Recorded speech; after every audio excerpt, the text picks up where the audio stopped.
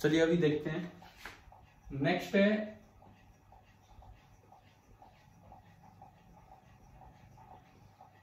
Free motion of a veg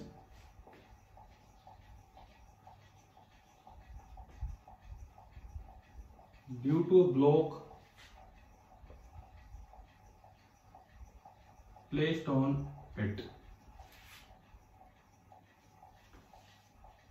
हो सकता है शायद ये करवा दिया हो पहले, मे बी।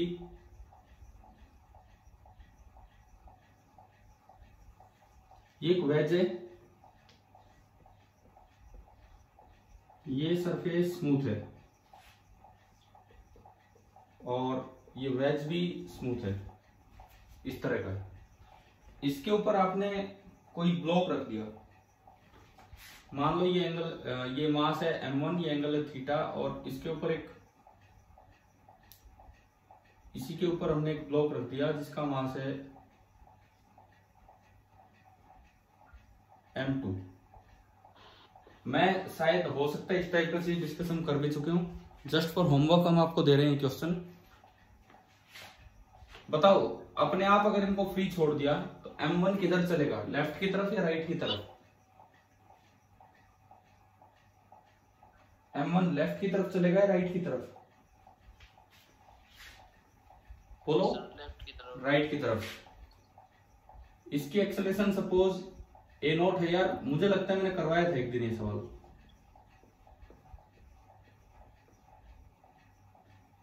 और मान लो ये a एक्सेलरेशन से आता है विद रेस्पेक्ट टू वेज, क्योंकि वेज के रेस्पेक्ट में इधर आएगा, वैसे तो पता नहीं किधर जाएगा। क्या एक दिन हमने किया था a/a0 रेशियो वगैरह निकाला था?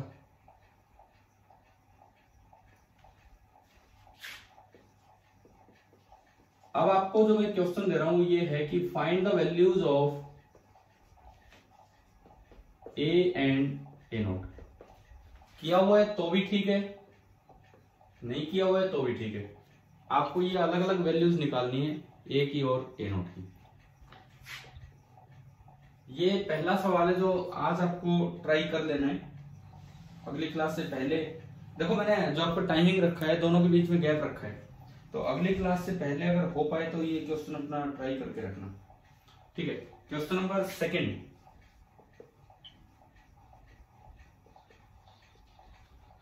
Again for homework before the next class आप ये ट्राई करके रखें। एक ये बॉल है, बड़ी बॉल, और उसके साथ ये कोई छोटी बॉल है, और ये दीवारों के बीच में यूं फंसे हुए, horizontal vertical. Excuse me sir. हाँ जी सर आपकी आवाज नहीं आ रही। क्या हुआ, आवाज नहीं आ रही क्या? Yes sir. अरे आवाज किसी भी बच्चे को नहीं सुन रही क्या मेरी?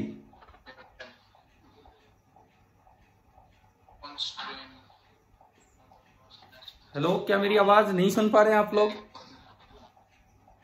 भाई सुमित आवाज, वो माइक बंद करना।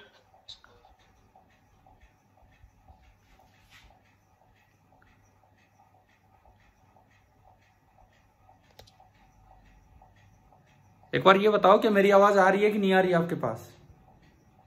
यस सर आ रही हो। ठीक है, तो फिर देखिए ये दूसरा क्वेश्चन है। इसमें 2 वर्टिकल वॉल्स हैं और नीचे हॉरिजॉन्टल फ्लोर है। ये एक बॉल है A एंड ये एक बॉल है B, इस तरह से। और जो दीवारों या फर्श के साथ जो कांटेक्ट पॉइंट्स हैं उनका नाम दे दिया, this is P, this is Q and this is R। ये 3 आपको पॉइंट्स के नाम दे दिए। और मान लो दोनों वर्टिकल वॉल्स के बीच की जो डिस्टेंस है that is 54 centimetre. This is 54 centimetre. और दोनों बॉल्स का आपको रेडियस दे रखा है 12 सेंटीमीटर और 18 सेंटीमीटर।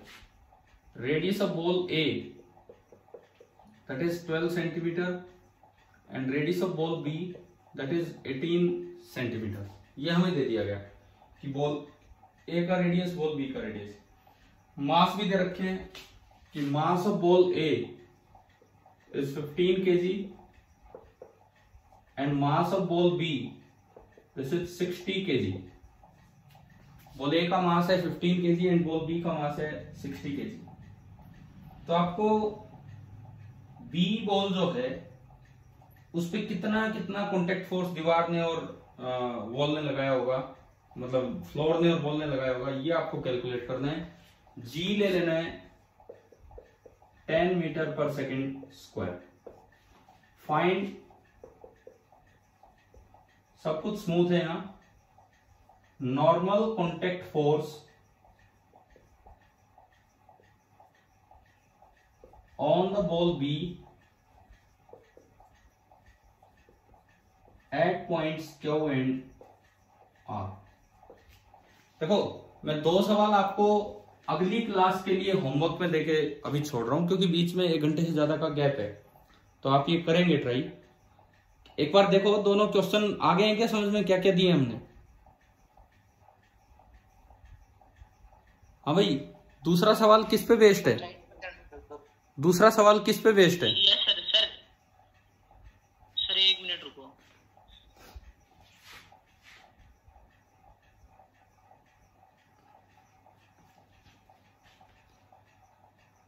दूसरा जो सवाल है वो आपका है स्टैटिक इक्विलिब्रियम पे बेस्ड, जो हम पिछले क्लास में पढ़ रहे थे, स्टैटिक इक्विलिब्रियम। और पहला क्वेश्चन आपको देखना है कैसे एफबीडी बनाना है, किस तरह से सोल्व करना है। इसमें ए और ए नोट निकालना है। अगर ये पहले करवा रखा हो तो आपका डायरेक्ट हो ही गया होगा ये, ठीक है। और सेकंड वाला जो सवाल है वो स्टैटिक इक्विलिब्रियम पे, जैसे कल 3-4 सवाल करवाए थे उसके हिसाब से आप ये ट्राई करेंगे, अगली क्लास से पहले ये करके रखेंगे। हमें नोट करनी है क्या सवाल? Yes sir. ठीक है। और नेक्स्ट क्लास जो कि 6 बजे है उससे पहले जरूर ये ट्राई करके रखें। चलो तो मैं नेक्स्ट टॉपिक पे चलूं, और इसके बाद हटा रहा हूं इसको।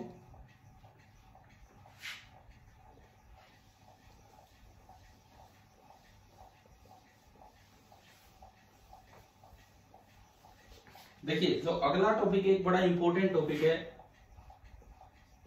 Principle of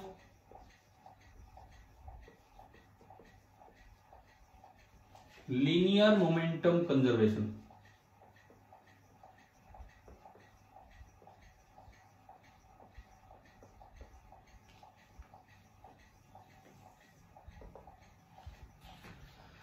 principal of linear momentum conservation,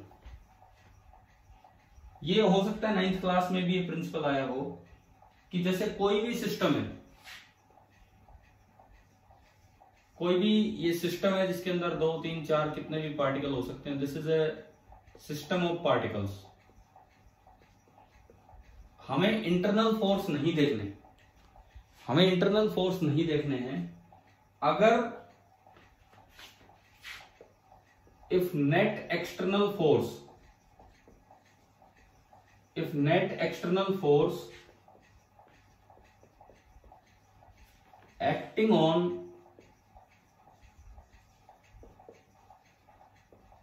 the system of particles is 0,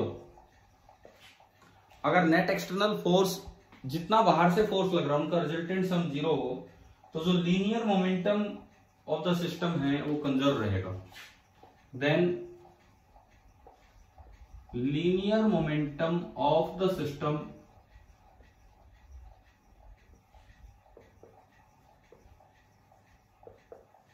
remains conserve. इसे बोलते हैं principle of linear momentum conservation. बड़ा बेसिक प्रिंसिपल है फिजिक्स का ये मिटा दो नीचे वाला क्वेश्चन, अगर आपने नोट कर लिया हो ट्राई करने के लिए तो। Yes sir. ठीक है, अब हम ये principal of linear momentum conservation समझते हैं क्या है। देखो जैसे मान लो एक सिस्टम के अंदर एक ये पार्टिकल है मास m1, इसकी वेलोसिटी इधर है v1। एक ये पार्टिकल है मास m2, इसकी वेलोसिटी किसी भी डायरेक्शन में है v2। ऐसे ऐसे n पार्टिकल्स हैं। ये आखिरी पार्टिकल मैंने माना मास mn और इसकी वेलोसिटी किसी डायरेक्शन में है vn। तो सबसे पहली बात तो जो p सिस्टम लिखा जाता है, p सिस्टम, उसका तरीका होता है m1 इंटू v1, पहले पार्टिकल का सिस्टम मोमेंटम, दूसरे पार्टिकल का मोमेंटम और सबका vector sum mn into vn। अब देखो इस पे फोर्सेस कुछ तो लगे होंगे बाहर से, हो सकता है इस पे बाहर से लगे F1, हो सकता है इस पे बाहर से लगे F2, इस वाले पे बाहर से लगे मे बी Fn, किसी भी डायरेक्शन में हो सकते हैं। इसके अलावा कुछ फोर्सेज होंगे इंटरनल। इंटरनल कौन से? 1 ने 2 पे लगाया, 2 ने 1 पे। एक दिन दिखाए थे इंटरनल फोर्स, ये एक्शन रिएक्शन पेयर बनाते हैं ना, एक दिन किया था हमने, ये एक्शन रिएक्शन पेयर बनाते हैं। तो इंटरनल फोर्स हमें देखने की जरूरत नहीं है, जो टोटल F एक्सटर्नल होगा, this is the vector sum of F1 F2 continued up to F3 Fn, sorry ये बाहर बाहर वाले देखने। अगर ये 0 हो, ये तो करवाया था सर आपने। ये कब करवा दिया? Principal of linear momentum conservation. Yes sir. ये तो नहीं करवाया ना। वो क्या करवाया था, एक ऐसा सिस्टम ऑफ पार्टिकल जिसमें अलग अलग पार्टिकल की अलग अलग एक्सेलरेशन है, तो पूरे पे इकट्ठी न्यूटन्स लॉ की इक्वेशन होती है, F एक्सटर्नल बराबर m1a1 प्लस m2, है ना, वो वाला करवाया था। तो यहाँ देखो, इफ F एक्सटर्नल इज 0,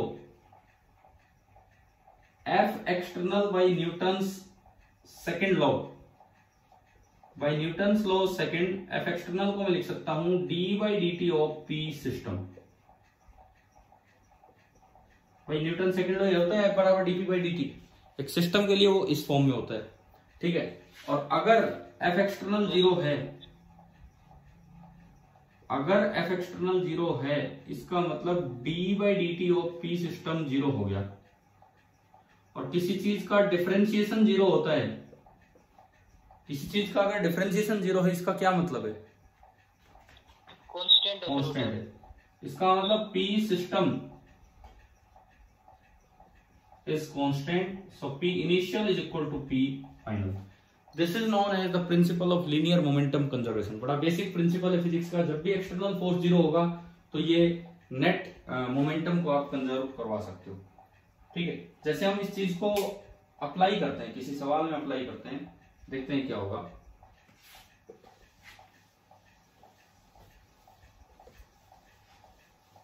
मान लो एक कोई भी पार्टिकल नहीं, मैं एक बम मानता हूं। जैसे सपोज कीजिए ग्राउंड पे ये रखा हुआ है, बॉम्ब एट रेस्ट रखा हुआ है। अब ये अगर ये रखा हुआ है तो इसका इनिशियल मोमेंटम कितना होगा बताओ? अगर ये यहां रेस्ट पे है तो इसका इनिशियल मोमेंटम कितना होगा? 0। मान लो हमें ये दिया गया कि इसका मास है m and this is at rest, और क्योंकि रेस्ट पे तो इस पे एक्सटर्नल फोर्स कितना होगा? नेट एक्सटर्नल फोर्स फिलहाल 0 होगा, ठीक है। अब मान लो कुछ ऐसा हुआ, due to some internal activity it burst. भाई बॉम्ब तो अपने आप रखा फट जाता है, बाहर से हमें धक्का थोड़ी मारना पड़ेगा। बॉम्ब रखा है कहीं पे, कि अपने आप वो एक्सप्लोड हो जाता है कि नहीं? ठीक है, तो वो इंटरनल एक्टिविटी की वजह से उसकी बर्स्टिंग होती है। It burst into 2 parts. मान लो ये आपको क्वेश्चन दिया इस तरह से कि भाई ये तो फटने से पहले था कि मास m ऊपर रखा हुआ है, और इसकी बर्स्टिंग होने के बाद इसमें 2 टुकड़े हुए, एक थोड़ा छोटा टुकड़ा, एक थोड़ा सा बड़ा टुकड़ा। यूं बोला कि जो छोटा टुकड़ा है वो m/3 मास का है, और वो आगे चल पड़ा v स्पीड से जस्ट आफ्टर एक्सप्लोडिंग, एक्सप्लोजन के जस्ट बाद। तो find the velocity of bigger part, ये आपको निकालना है। अच्छा, ये नहीं लिखेगा सवाल में कि due to some internal activity, वो बस इतना देगा कि भाई बम एक्सप्लोड हो गया। तो एक्सप्लोड जब भी बम कोई होता है तो वो अपनी इंटरनल एक्टिविटी की वजह से ही होता है, और कोई कारण ही नहीं होता उसके एक्सप्लोजन का। तो अब बताओ ये कैसे निकालें?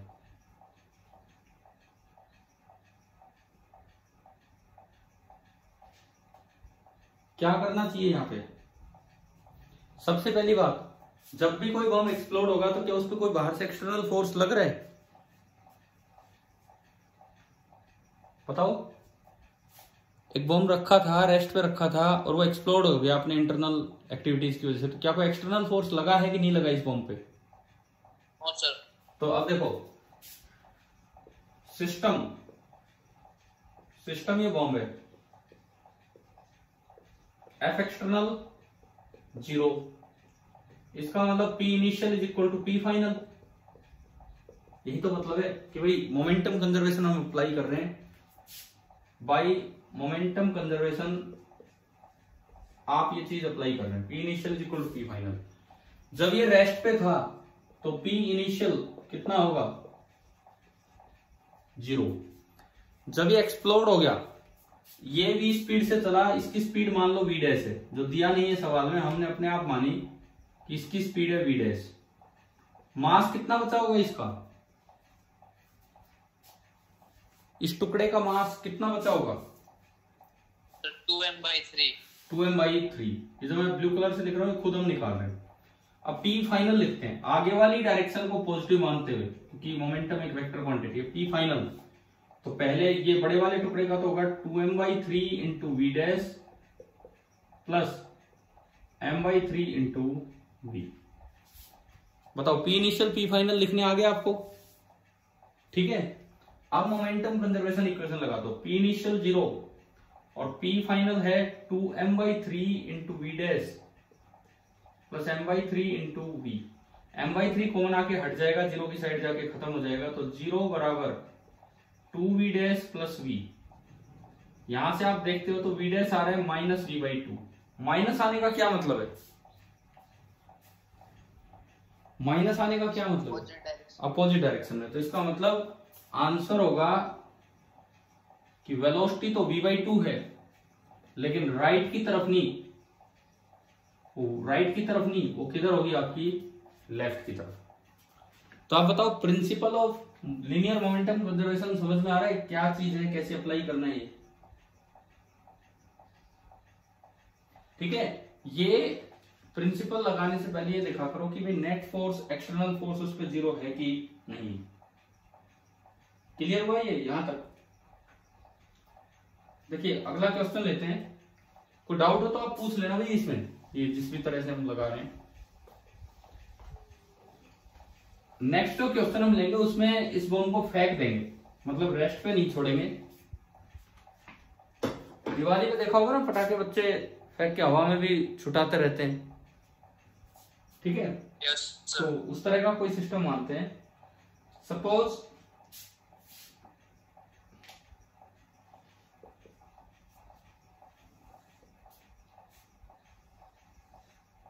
ये कोई मास है m, टोटल मास बम का m दिया है, और इसको इनिशियली प्रोजेक्ट किया u स्पीड के साथ, हॉरिजॉन्टल के साथ 60 डिग्री एंगल पे, मतलब एक प्रोजेक्टाइल है, मतलब पैराबोलिक पाथ में जाएगा, ठीक है? जब ये अपने हाईएस्ट पॉइंट पे था, जब ये बिल्कुल अपने हाईएस्ट पॉइंट पे था, इट बर्स्ट्स, यहां पे ये एक्सप्लोड कर गया, फट गया 2 पार्ट्स में एट द हाईएस्ट पॉइंट। अब आपको ये बताना है कि अगर एक पार्ट हॉरिजॉन्टली चलने लगता है with the same speed u in the forward direction just after explosion, तो सेकेंड पार्ट का क्या होगा? It burst into 2 equal parts, ये मैं यहां दे रहा हूं।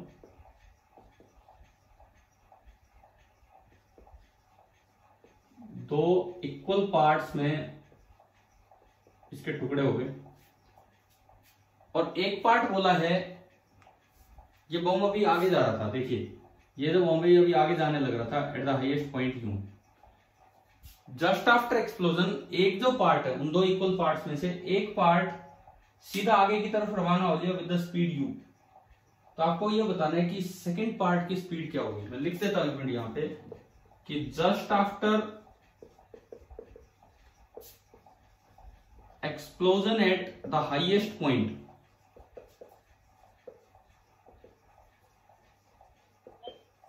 just after explosion at the highest point, one of the parts moves with a speed u in forward direction. आगे की तरफ u स्पीड से वो चल पड़ा. What is the speed of second part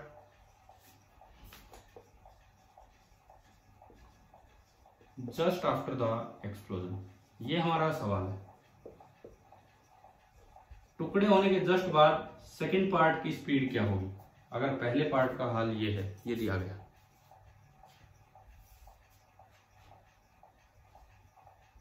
करोगे ट्राई?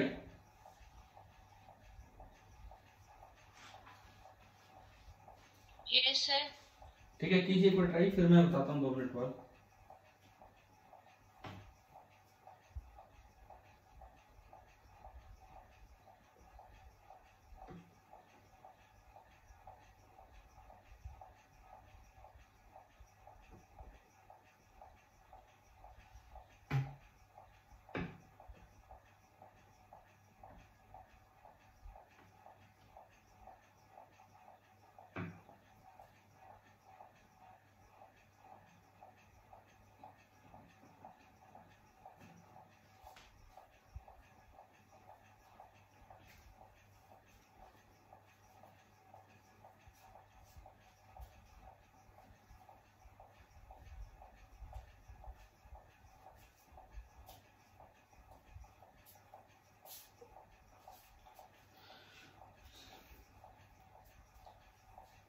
इनिशियल मोमेंटम अब यहां का नहीं लेना है, यहां का इनिशियल मोमेंटम लेना है just before explosion, and final momentum लेना है just after explosion. Just before explosion इस बॉम्ब की स्पीड कितनी है बताओ? At the highest point speed कितनी हो जाती है प्रोजेक्टाइल की?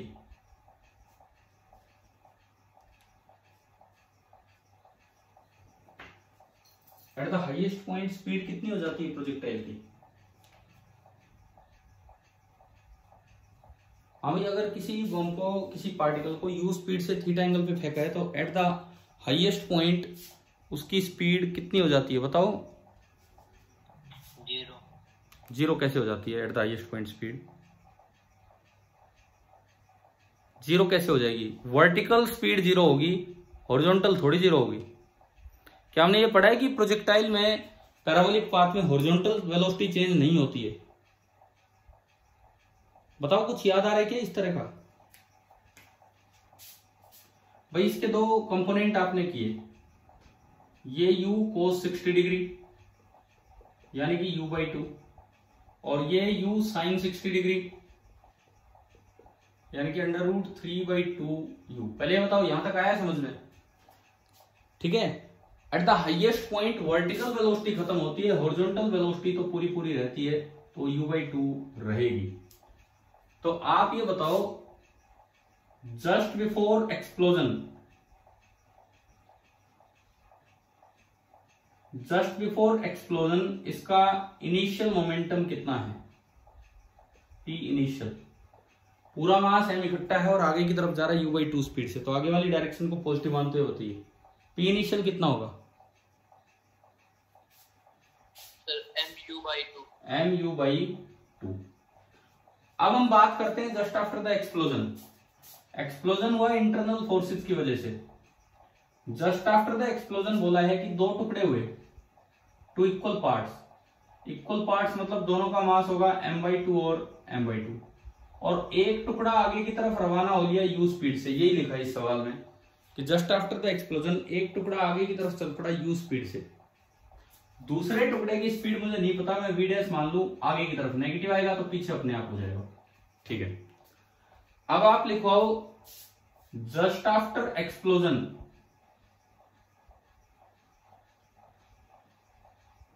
P फाइनल कितना होगा? Just after explosion P final कितना होगा बताए, उसको देख के.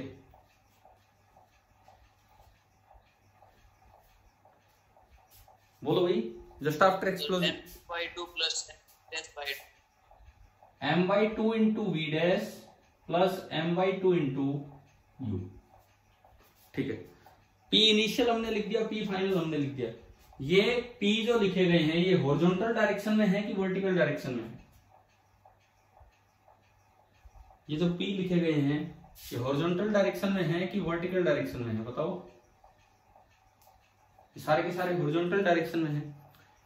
बॉम्ब जब एक्सप्लोड हुआ वो अपने इंटरनल फोर्स की वजह से एक्सप्लोड हुआ। अब कोई सोचे कि वेट तो लग रहा था, ठीक है, वेट तो लग रहा था, वेट एक एक्सटर्नल फोर्स है mg, परंतु वो हॉरिजॉन्टल डायरेक्शन में लग रहा था कि वर्टिकल डायरेक्शन में? ये बताओ। जो वेट लग रहा होगा इस पे वर्टिकल, और हम मोमेंटम कंजर्वेशन करवा रहे हैं हॉरिजॉन्टली, क्योंकि हॉरिजॉन्टली कोई एक्सटर्नल फोर्स प्रेजेंट नहीं है। Since no F external is present horizontally, so by momentum conservation equation बनेगी P initial mu/2 is equal to P final m/2 into V dash plus m/2 into U. इससे पूरा cancel हो गया और आप यहां से देख सकते हो कि वी डैश कितना आ गया, 0। जस्ट आफ्टर द एक्सप्लोजन, इस एक्सप्लोजन में जो दूसरा टुकड़ा है उसकी velocity just after the explosion कितनी हो जाएगी, 0 हो जाएगी। क्या आ गया कि नहीं आया समझ में? 0 होने का मतलब है कि वो अटका नहीं रहेगा, वो 0 से स्टार्ट होगा और फिर ड्यू टू ग्रेविटी वो नीचे गिर जाएगा। मतलब दूसरा जो टुकड़ा है वो बिल्कुल सीधा नीचे की तरफ ही आना है यहाँ पे। ठीक है, आया समझ में ये वाला पार्ट? एक दो और सवाल लेते हैं मोमेंटम कंजर्वेशन को ही समझाने के लिए। अब थोड़े टुकड़े बढ़ाते हैं, 2 की बजाय ज्यादा। सपोज ये एक हॉरिजॉन्टल प्लेन है, वर्टिकल प्लेन नहीं है।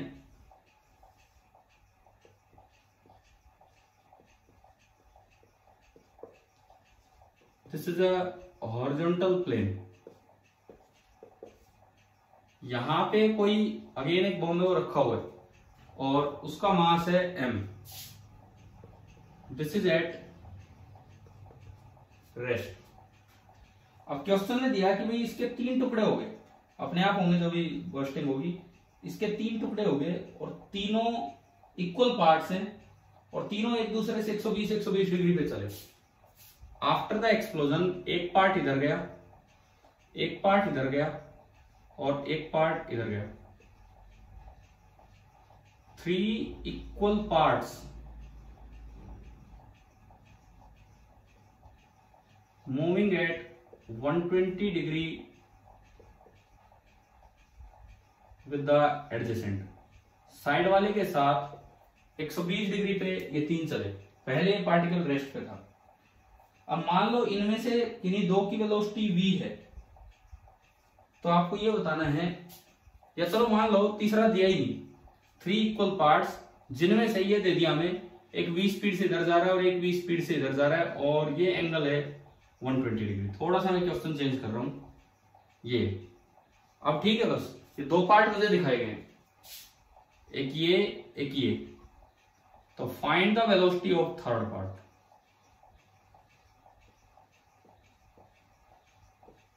Find the velocity of third part कीजिए।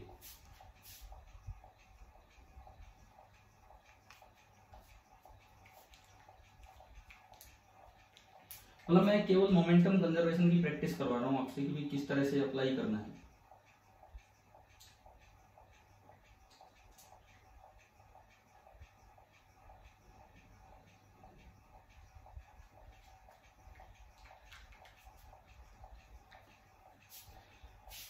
पहले बताओ, बॉम्ब एक्सप्लोड हुआ है तो एफ एक्सटर्नल ऑन बॉम्ब कितना है? बॉम्ब एक्सप्लोड हुआ है तो F external on the bomb कितना है? 0। ठीक है, 0 है तो it means P initial is equal to P final by momentum conservation. शुरू में बॉम्ब रेस्ट पे रखा था तो P इनिशियल कितना होगा? 0 होगा। तो P फाइनल भी 0 होना पड़ेगा। P फाइनल 0 होने का तरीका क्या है कि इन 2 टुकड़ों का जो मोमेंटम आए उससे अपोजिट मोमेंटम उसका कर दो। पहले इन 2 का निकाल लो। भाई 3 बराबर टुकड़े हुए तो इसका मास भी m/3 और इसका मास भी m/3 और तीसरे का भी m/3। अब देखो पहले वाले का मोमेंटम होगा mv/3 इस डायरेक्शन में, दूसरे वाले का मोमेंटम होगा mv/3 इस डायरेक्शन में, और दोनों के बीच का, दोनों का मैग्नीट्यूड इक्वल है और दोनों के बीच का एंगल 120 डिग्री। तो रिजल्टेंट कैसे आएगा बताओ? जब इक्वल मैग्नीट्यूड के वेक्टर होते हैं तो रिजल्टेंट बाइसेक्ट करते हैं। yes. और आपको याद हो अगर 120 डिग्री है तो जितना ये दोनों है उतना ही रिजल्टेंट आ जाएगा, यानी कि इन दोनों का जो रिजल्टेंट आएगा वो आएगा mv/3। तो इसका मतलब तीसरे पार्टिकल का मोमेंटम आना चाहिए इससे अपोजिट डायरेक्शन में, तभी वो कैंसिल आउट होकर 0 होगा। तो हमने माना कि थर्ड पार्टिकल जिसका मास तो है m/3 क्योंकि बराबर टुकड़ा है और वो चल पड़ा v' से, तो तीसरे का जो मोमेंटम होगा that will be m/3 into v'। अब अगर p इनिशियल 0 है तो p फाइनल को भी 0 होना पड़ेगा, मतलब ये दोनों कैंसिल आउट हों। इन दो का जो रिजल्टेंट है वही तीसरा है, तो क्या इक्वेशन बनी? m/3 into v' is equal to mv/3। 3 से 3 गया, m से m गया, तो v' बराबर कितना आ गया? v आ गया। यानी कि तीसरा टुकड़ा भी v स्पीड से ही जा रहा होगा। आया क्या समझ में? आई ये वाला सवाल? हाँ भाई क्लियर है? yes. तो आप इस क्वेश्चन को रिपीट कीजिए, इस एंगल को 90 डिग्री लेते हुए आप सेम क्वेश्चन का फटाफट आंसर दीजिए कि अगर 3 टुकड़े हुए हैं, थर्ड पार्ट की वेलोसिटी निकालनी है, लेकिन जो 2 बराबर टुकड़े हैं वो v स्पीड से जा रहे हैं परंतु 90 डिग्री पे। अब बताओ थर्ड पार्ट की वेलोसिटी क्या होगी? कीजिए।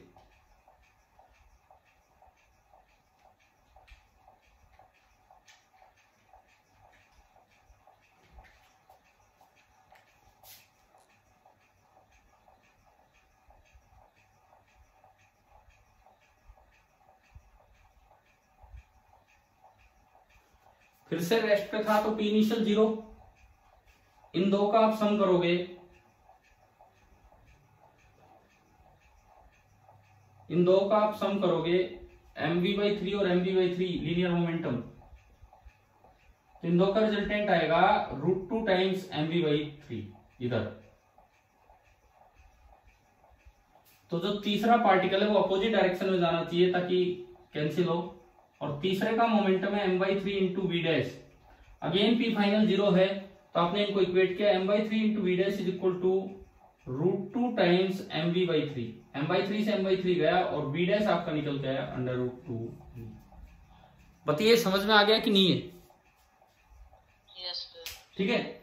एक्सप्लोजन, कोलिजन ये आगे चल के डिटेल में आने, वर्क एनर्जी के बाद फिर से आएंगे ये चीजें, लेकिन अभी हम न्यूटन लॉ का यूज वहां देख रहे हैं कि कैसे मोमेंटम कंजर्वेशन अप्लाई कर सकते हैं। एक्सप्लोजन मैंने करवा दिया, एक क्वेश्चन मैं कोलिजन पे भी लेके बता देता हूं कि कैसे लीनियर मोमेंटम कंजर्वेशन अप्लाई किया जा सकता है।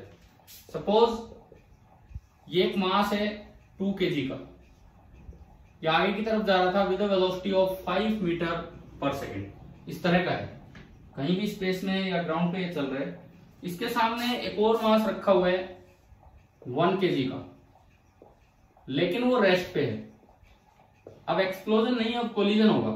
ये डायग्राम है बिफोर द कोलिजन का, टक्कर से पहले का ये डायग्राम आपको दिया गया है। अब टक्कर के बाद आपको ये दे दिया कि जो 2 kg वाला पार्टिकल है उसकी वेलोसिटी तो नहीं पता, 1 kg वाला चलने लग गया 12 मीटर पर सेकेंड से। 2 kg वाले पार्टिकल की वेलोसिटी तो नहीं पता, 1 kg वाला चलने लग गया 12 मीटर पर सेकेंड से। इसकी वेलोसिटी आपको बतानी है कि क्या होगी, ये सवाल है। ये आपका डायग्राम है आफ्टर द कोलिजन। तो सबसे पहली बात, अगर मैं दोनों पार्टिकल को सिस्टम मान लूं, m1 प्लस m2 को अगर मैं सिस्टम मान लूं 2 kg प्लस 1 kg पे, तो क्या बाहर से कोई फोर्स लग रहा है क्या इस पे? भाई कोलिजन में एक दूसरे पे जो फोर्स लगाया, अगर मैं सिस्टम मानूं 2 kg plus 1 kg, 2 kg plus 1 kg पूरे को सिस्टम मान लिया, तो इसका मतलब F एक्सटर्नल तो कितना है? कोई है ही नहीं, क्योंकि टक्कर के दौरान जो फोर्स लगा वो तो इंटरनल फोर्स है। एफ एक्सटर्नल 0 है तो इसका मतलब by momentum conservation P initial is equal to P final. हाँ जी, बनाओ इक्वेशन, बनाओ फटाफट। P इनिशियल आगे वाली डायरेक्शन को पॉजिटिव मानते हुए इक्वेशन बना दो। P इनिशियल कितना है सिस्टम का?